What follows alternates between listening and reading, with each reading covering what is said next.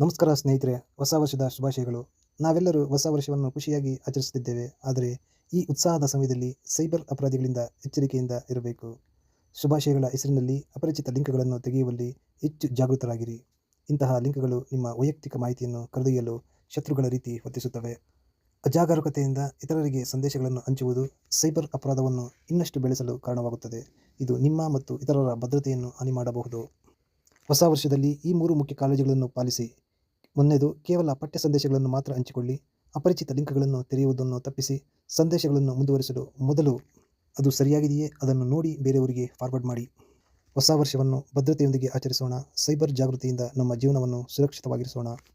Cyber ಜಾಗೃತಿಯಿಂದ ಬುದ್ಧಿವಂತರಾಗೋಣ. ಈ video ನಿಮಗೆ ಉಪಯುಕ್ತವಾಗಿದೆ ಎಂದು ಭಾವಿಸಿದರೆ ಲೈಕ್ ಮಾಡಿ, ಶೇರ್ ಮಾಡಿ ಮತ್ತು ನಮ್ಮ ಚಾನಲನ್ನು ಸಬ್ಸ್ಕ್ರೈಬ್ ಮಾಡಿ.